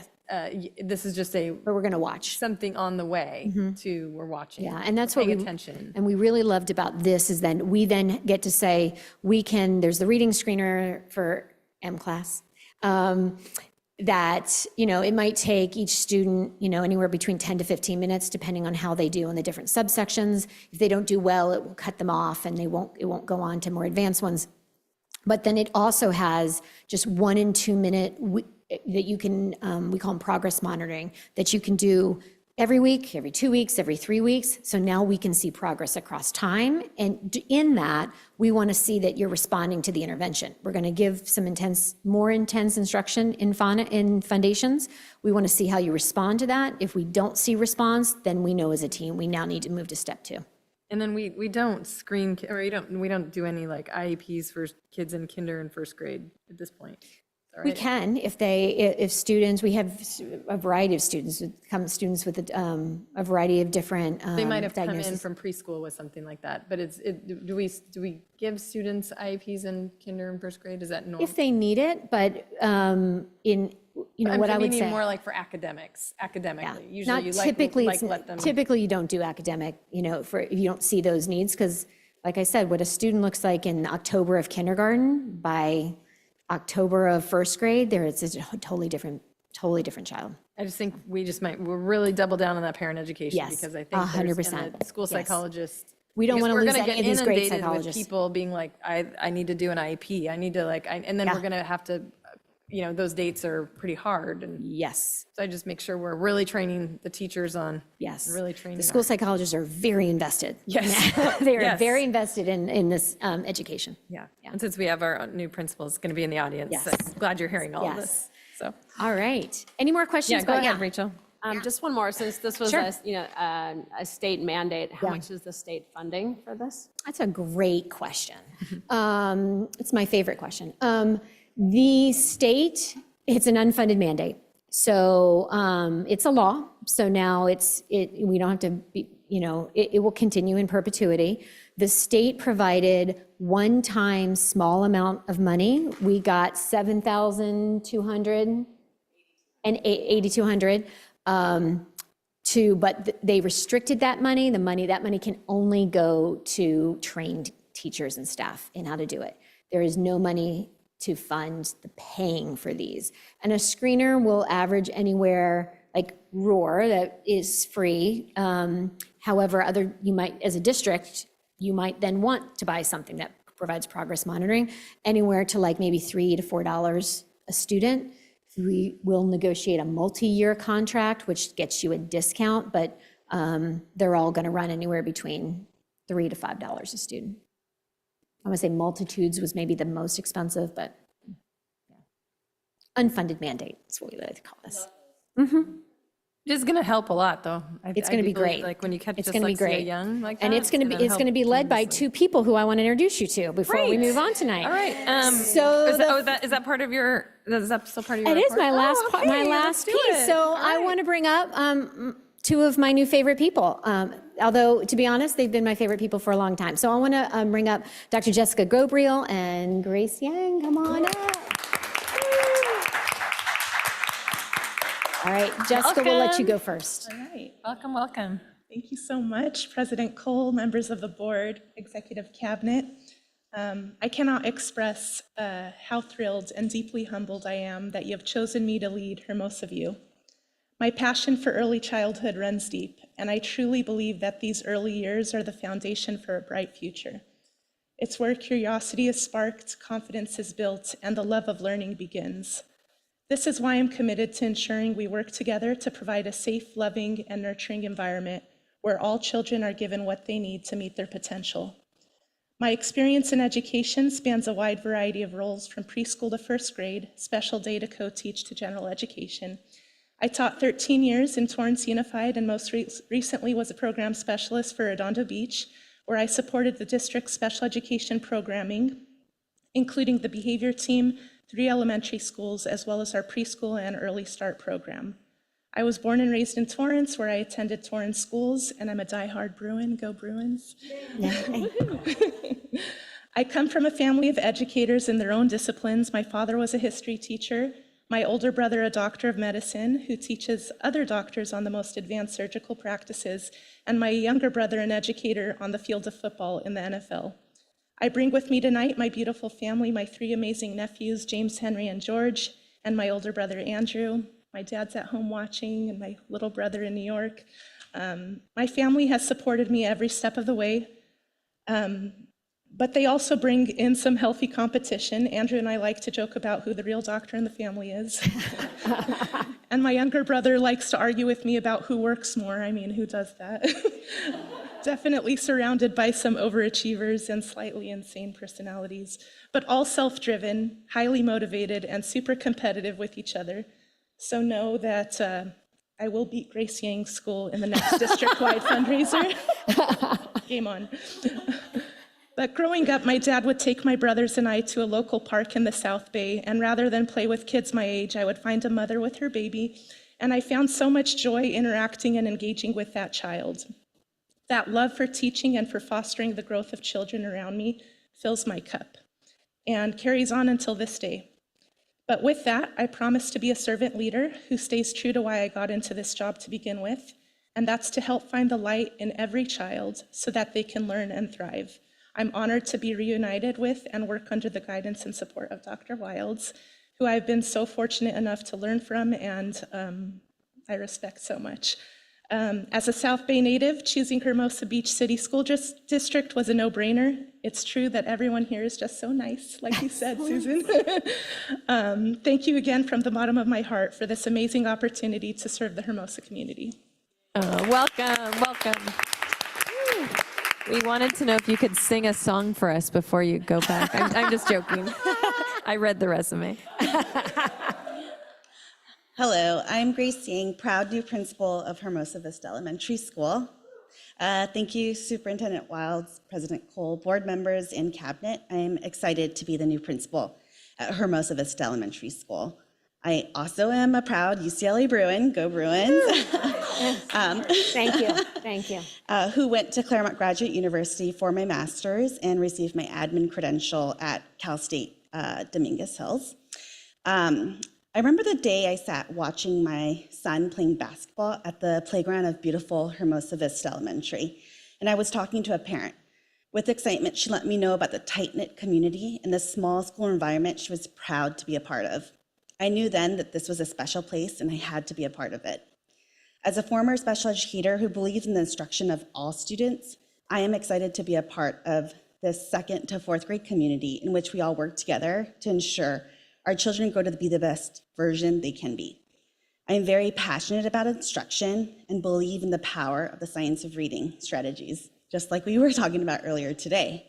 I used my own child in my practicum and saw that he grew to become a reader, and I saw the importance of giving this skill to all students.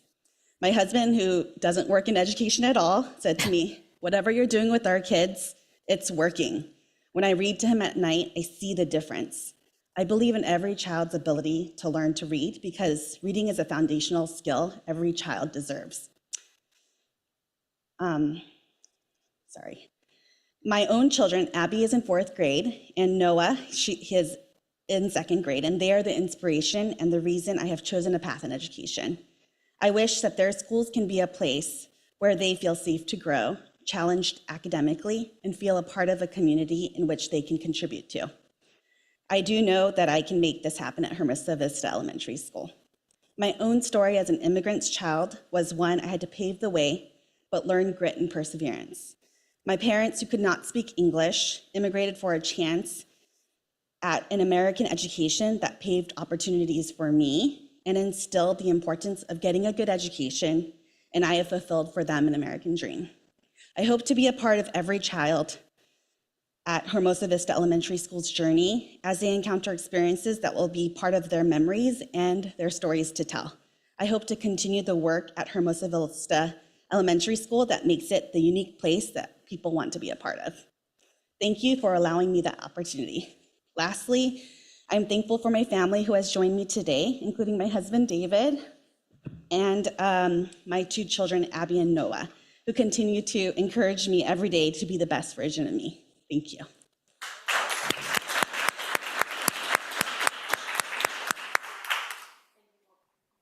Thank you both for being here tonight and with all of your families, and welcome to the community. So we're really happy to have you, and I hope you consider sending your children here as well, or your nephews.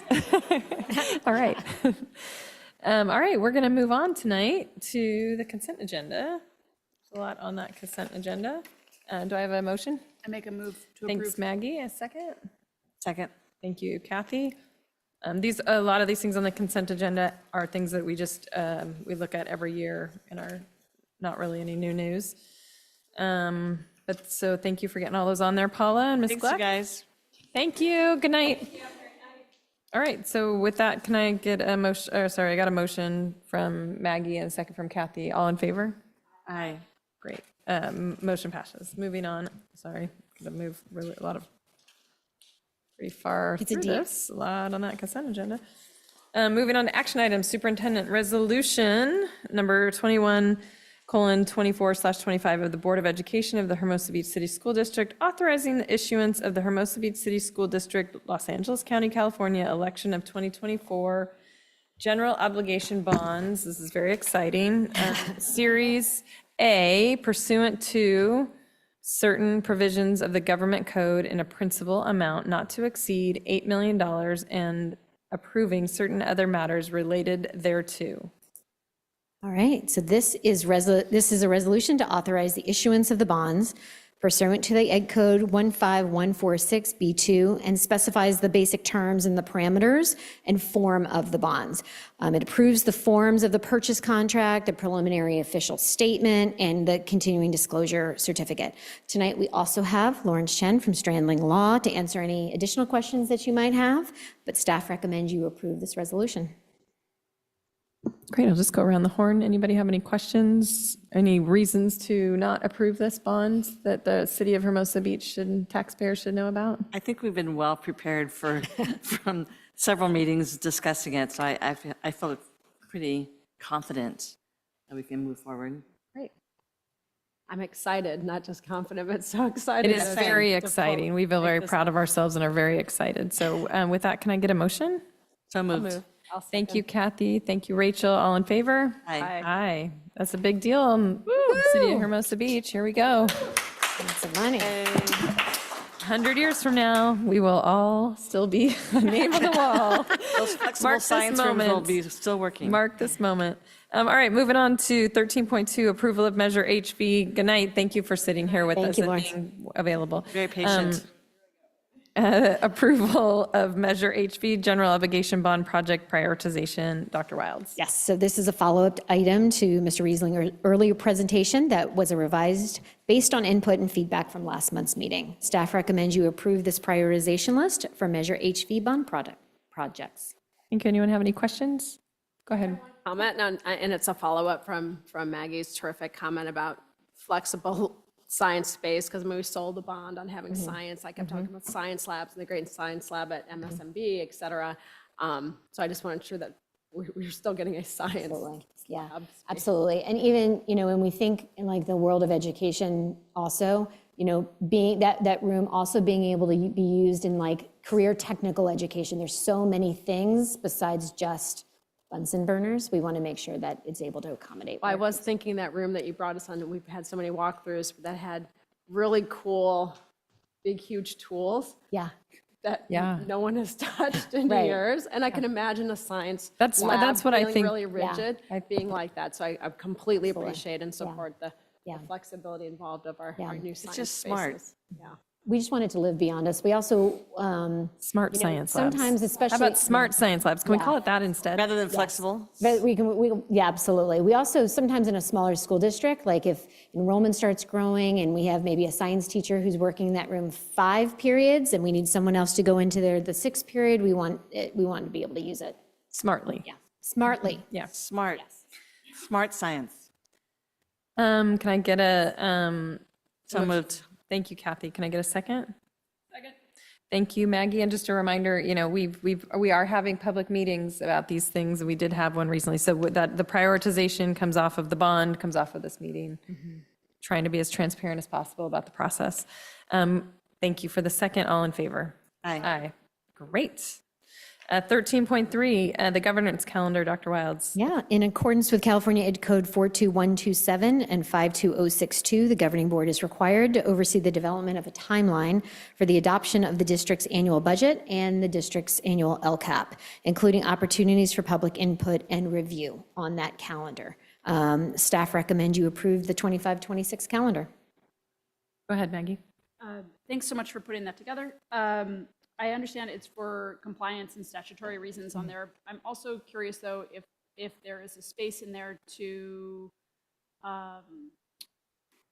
put for nudges of how the board should be thinking about like CSBA bells or any We can add that. California distinguished stuff, just so the board is aware of those timelines and we can then start to do any action we need. Yeah, we can do that too. I can add that. California Distinguished, they bestow on you based on your scores. So there's nothing we need to do, but the bell, absolutely, we can put that on there.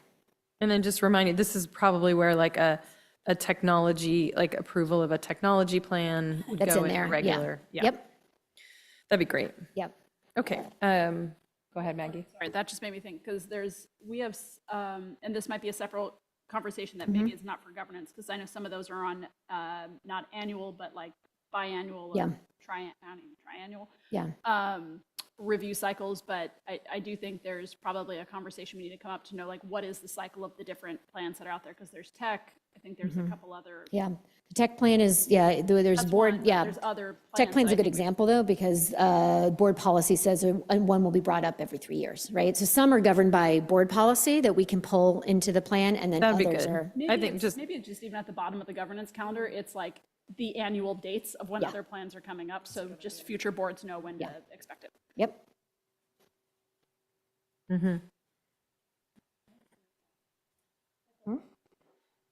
Would anyone like to make a motion? I moved to. Thank you, Maggie. I Since you second. created it at one point. I second that. Thank you, Rachel. And all in favor? Aye. Aye, wholeheartedly. Thank you. Legacy, Maggie, legacy. 13.4, approval of a risk of reading difficulties screener. Yes, so as shared in the earlier presentation, this is a recommendation to approve M-Class Dibbles as the HBCSD Risk of Reading Difficulty Screener to meet the requirements of Senate Bill 114. Interesting to note, if we decide at a later date that we want to shift, this will be brought back to the board for approval. Because we're not actually going to implement this in probably till January, so if for some reason, I don't know, information comes out, or we're like, you know what, we just want to go with this one version, or they've could. improved the free version. Yes, and we do a 3-year contract with M-Class, and as we're at the end of the 3-year cycle, the state approves a different one we want to go with, each time it'll have to be brought back to the board. It's for approval. interesting. I know they have to have 4 because there has to be competition. Yeah. But it is interesting because it's like you're not going to get a standardization. No. Yeah. So, and then it is so dependent on the giver of the Yes. test. Yes, and so interesting to note with, we are quoting out because to administer M-class DIBELS, as the student is reading, the teacher is marking. That is, I've done it for years. It's a little bit more challenging if you're doing it on a mouse pad, a little less challenging with an actual mouse, but it's the easiest and most effective on an iPad. So we want to thank the IT department who are quoting out for us. So each teacher will have an iPad as a touch iPad to mark as the students read. It's just going to get the most accurate information. Yeah, you can see why taking the human out of it would I mean, just Yeah. out of the process Yeah. is better, you know, Yeah. if you think about it. However, I asked this to Dr. Wilds the other day, and you want to just tell your anecdote about Redondo? So in Redondo, we implemented this years ago, and we wanted to do all kindergarten through 5th grade across 8th grade, 8 campuses. It was a huge endeavor. We put an entire team together. It was led by a kind of a floating school psychologist that we had. We brought in 5 different psych interns, plus I had 3 TOSAs plus myself, and we would descend on a campus for a whole day, right? And we would teachers would bring their classes through, or we would visit each classroom, and we could we were banging them out real quick. We could do an entire class in probably about 20 minutes, which was great. The problem was we were doing the assessing. We knew the information. Teachers were looking at dry data they had no connection to, right? Hearing a student read is as powerful as the data you're looking at. Absolutely. So what we found is that there was a disconnect from the teachers from the data. And we really, we thought we had this really brilliant plan. It was a way to get this amazing data across the district. It was helping teachers. But what we found is that fewer and fewer teachers were as invested in the data because it was a thing the district was doing for them. So we learned. So, We're going for golden bell on this one. I mean- okay, so we're going from learning to what we're changing Yeah. to implementation. yeah, We're gonna be a test study. yeah. And also, it's hard for a teacher to explain data that they didn't see get collected, right? So we're learning. I learned. That was a bad idea. That makes sense, though. Yeah. Yeah, I mean, it wasn't necessarily a bad idea. It's just at the time, it just made more sense because then you don't have to have a Totally. sub and you don't have to have kids Yeah. get distracted and. Absolutely. Yeah. So- And I'm really pleased that we're doing it after they've kind of got their wheels going Yeah. with the new We language got to arts give them program. some grace. Give them some grace. Yeah, I think that's Well, that, gonna and be then important. kids that actually, if you're in kindergarten, like Right. probably most of our kids have come into kindergarten with some letter sense and number sense, a little, if not a lot. Yeah. Then you'll know by January, are we? 100%. Is this, do we have some concerns that we need to be paying attention to? Absolutely. Yeah. I think On a it's good go-forward timing. basis, after this year of implementation, kindergarten will probably always live in a January winter administration, but 1st and 2nd grade will get probably pulled up to pulled up. September. Yeah, that makes sense. Okay, so do I have a motion? Do you have another question? Thank you, Rachel. Second. Thank you, Kathy. All in favor? Aye. Aye. Moving on to 13.5, the approval of district-wide contract with LA County Office of Education for PBIS support. Dr. Wiles. Yes, so this is just a new contract. You've approved this contract before, but it was only for Valley. This is a new contract that expands across 3 schools. We want to build some coherence, K-8, as opposed to just having it at one campus. This provides coaching and implementation support to each school team, and staff recommend you approve this contract. And talk to us about what the coaching looks like. So the principals and a small team go in person. So they'll go, depending on what level the school's at, year 1, year 2, year 2A, 2B, the training looks slightly different, but they go in person to get direct professional development and time together, and the coaches are there to kind of help them think through their discipline matrix, their expectations, how their maybe behavioral lessons that need to be taught. It also provides LACO PBIS coaches who come out to the school site and will come out during recesses and lunches and walk the campus with the principals to help them kind of see the campus in kind of a different way. And will our 3 schools go together? You know, since Valley's already done it. I Yeah. mean, it still would be great because Yeah. we can have some Valley will be in they'll be in 2Bs, which is the different level. Vista and View will be in what we call year 1. But our goal is to have time for them to have some togetherness. We don't, I think things are a lot more effective for students if they're not code switching every time they move to change a new school. campus, yeah. Okay, moving on to business. Oh, sorry, we have to have an approval. So can I get a motion? Thank you, Rachel. Second. Thank you, Maggie. All in favor? Aye. And moving on to business, 13.6, adopt the resolution 22:24/25, the authorized resolution signature. Ms. Montalvo. Thank you. This is actually a biannual process. We do it in December and again in June. So it's nothing different. The district must forward this to the county for certification of signatures of the members of the governing board and persons authorized to sign notices of employment, contracts, orders drawn on the funds of the school district's account.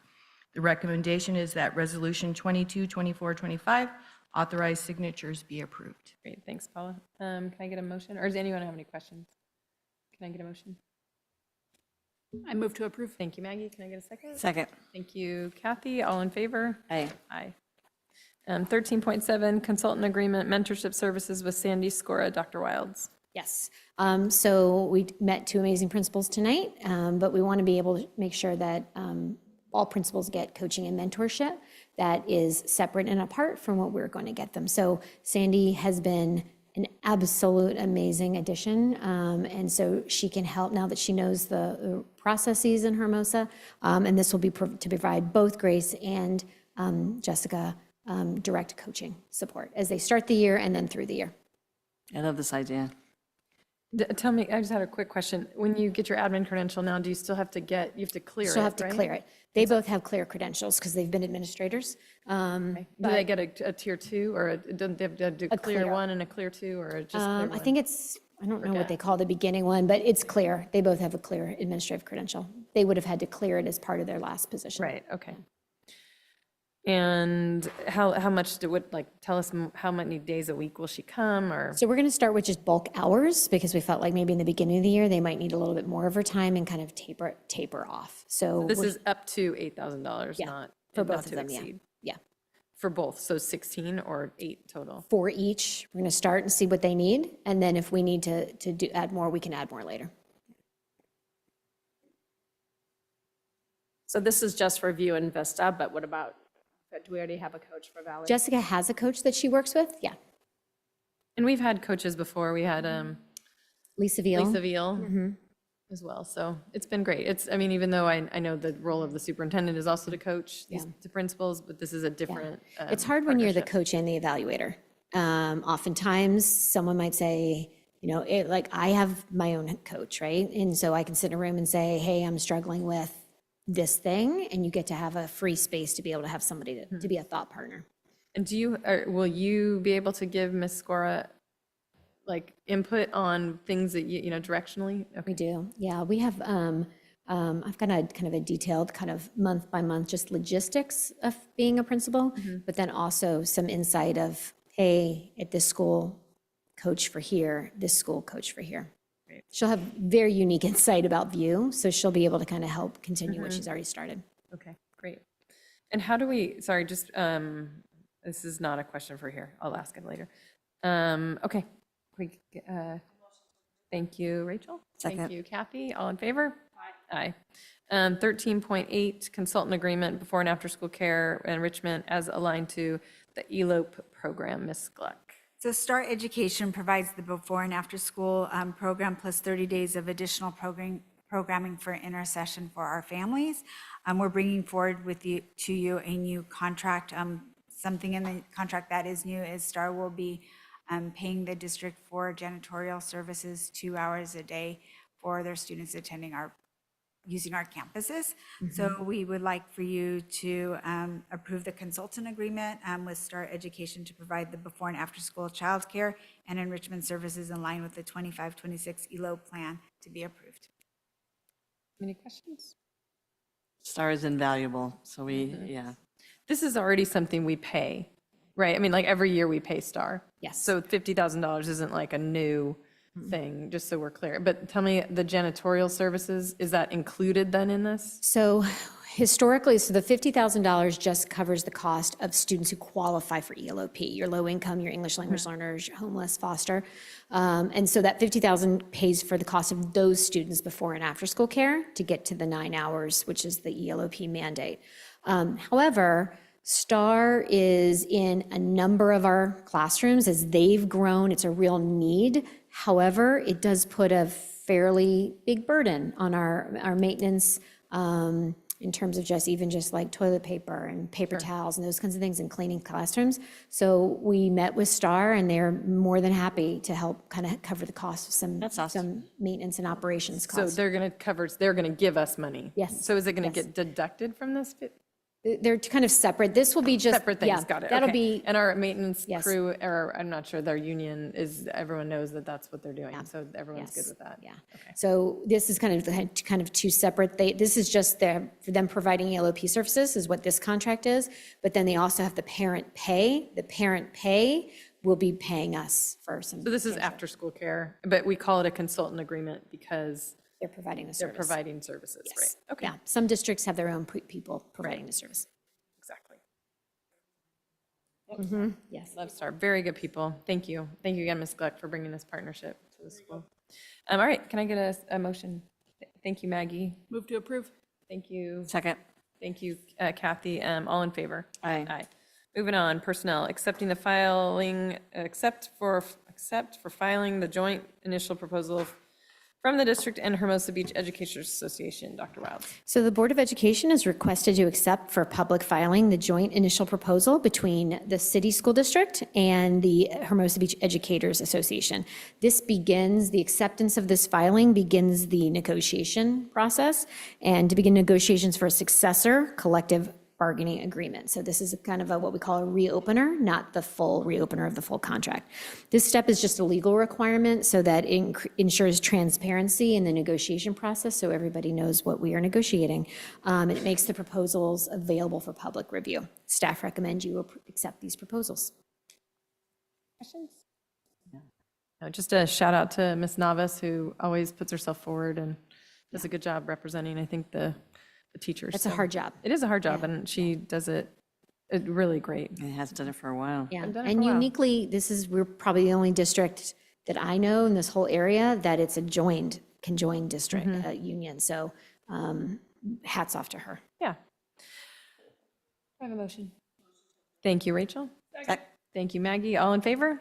Aye. Moving on, 13.10, 2025-2026 Declaration of Needs for Fully Qualified Educators. Dr. Wild. Yes, so this is just this is something we bring to the board yearly in the event that we need it. And so oftentimes we will bring a list of, I say that as if I was here last time at this time, but districts bring this forward every year in the event that come the beginning of the school year, we have difficulty funding some traditionally hard to fill positions. Typically it's special education, single subject.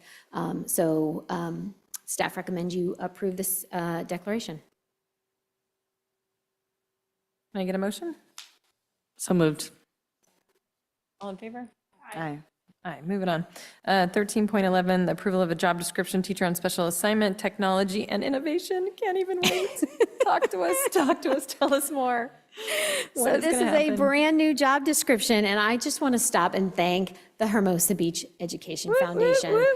And the families. And the families, and, early in the fall, when we met with both HVPTO and HBEF, we meet monthly, but they said, sky's the limit, what would you like? And we said, we would really like a tech TOSA who can bridge. There's the technology of the stuff, but then there's how you use it in the classroom. And we really feel like someone who can make sure that they are in the cutting edge of professional development, resources out there, and who can help coach teachers alongside in the classroom. So it's what we have and then how we use it. And then we also want this person to really help take the lead in bringing together a stakeholder group and a committee working alongside Ms. Gluck to put together our artificial intelligence plan, implementation plan. What will that look like? And our goal is a year from now, we will be bringing that plan to the board for approval. Great. It's really exciting. This is going to be an exciting role, so I hope we can't wait to meet that There's an person. opening if you want. Yeah, I would want that job, but I think right now I'm going to pass. But any questions? That sounds And good. we, okay, great. Can't wait. Can I get a motion? Thank you, Rachel. Can I get a second? Second. Thank you, Kathy. All in favor? Aye. Moving on to 13.12, classified employment transaction, new position and revised classified salary schedule, site supervisor and lead preschool teacher, Ms. Gluck. Hi, we're looking to realign our preschool to include a site supervisor and lead preschool teacher. So we've created a job description and revised classified salary schedule for a site supervisor and lead preschool teacher to be approved. Great, thank you. And just to clarify, our new principal is taking over the role of Director of Preschool Education in Hermosa. Okay. All right, any other questions? No, I'm Right, good. I think this is a great alignment and movement. We love Miss Hannah, but just this, due to a lot of reasons, this is just going to be a great We're movement. just small. Yeah, it is small, but mighty. I move to approve. Thank you, Kathy. Thank you. Thank you, Rachel. All in favor? Aye. Aye. Moving on to 13.13, classified employment transaction, update to the job description, occupational therapist, Ms. Gluck. So we have a new occupational therapist position open in the district, and we felt it was prudent for us to look at our current job description and align it with current best practices. So we'd like for you and recommend to approve the job description for the occupational therapist to be approved. Any questions? Can I get a motion? So moved. Thank you, Kathy. Second. Thank you, Rachel. All in favor? Aye. Aye. All right. Moving on to board member roundtable. Kathy, I thought you might have something you wanted to talk about in roundtable. Yeah. There's a couple things that happened this week that I think are notable. One is the reunion of our eighth graders that Yeah, come that was back. amazing. And this was my last year as a teacher, the students that I had. But I think it's something that I think I'm happy that we started it. And I like the idea of some people who are saying next year we have them come with their gowns and walk through all the campuses. I think that would be so special. But the kids coming back are so excited to see their campus, and they're so mature. They seem like I remember talking to the eighth graders and saying, you guys wouldn't have given me the time of day in eighth grade. And they're like, well, high school, we mature, we do mature. That's one thing that happened that I was really happy to see in action. And then the third grade, eighth grade, the eighth graders write the books for the third graders. And that's always a real special thing that we get to see these eighth graders who are actually nervous to sit with these third graders and read the book with them that they've written for them. And like Dr. Wilds and I were talking about how valuable it is to write with a purpose, write with an audience, know that you're writing something that's going to, it's favoring that student, that person. And I don't know, it's an exciting thing. And I'm really, hats off to Adriana Rangel, who works her little butt off to get that thing done. And I'm happy for her. So it was a great day to see. So that's it. Any other roundtable? I think we also had the middle school honor roll breakfast, which was over 300, I think, students this year. It was incredible. So many community volunteers to make that happen and a lot of work. I had a special shout out to Christine Schultz, who's always done an amazing job with that. There's a lot more that goes on behind the scenes. And the way that NPR room has transformed from Valley Open House to, and hats off to Young at Art. I mean, it was an amazing art gallery in there. It was amazing. It looked beautiful. I was really sad to walk in there and see it all gone. It like comes up and comes down, but some really special things going on at our middle school. So thank you. Maggie? Yeah, kudos to our teachers and staff for another successful year, and congratulations to our culminating eighth graders. I realized with this alumni group coming back from high school, they were the class I started with when I started school board back in 2013. So this was my graduating class of one full cycle of K-12 students. So that's really fun to have been a part of that. Good job, Maggie. Yeah. Mine are just that appreciate that the fact that the board meeting had to move to today because next week, Wednesday, we do have graduation. So that is the reason, a culmination, sorry. That is the reason the meeting was changed. So appreciate everyone being flexible for that. Really loved going to all the open houses and seeing all the teachers. There was just a lot of, I did it mainly with Carol, who's out sick today, but it was just lovely to walk through everyone's room and connect with the teachers and see the families, and love how many students were kind of leading their families through all their work and it just a lot of cohesion between grade levels. It just made you really proud. So great job to the staff and the principals and all of you for doing such a great job of, just it's an awesome place to bring your kid to school. We're lucky here. And then we have so many great end of the year traditions in Hermosa. And so I would just like to encourage all those families to let your child have that tradition and continue to send them to school every day till the very last day. I know it's excruciating sometimes to be like, do we really have to go? And the answer is yes. But there's a lot of fun things that happen at the end of the school year that you will have for memories for years to come if you let them.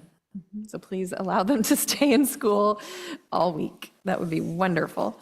And with that, I'll have a motion to adjourn. Motion to adjourn. Second. Thank you, Maggie. Thank you, Rachel. And all in favor?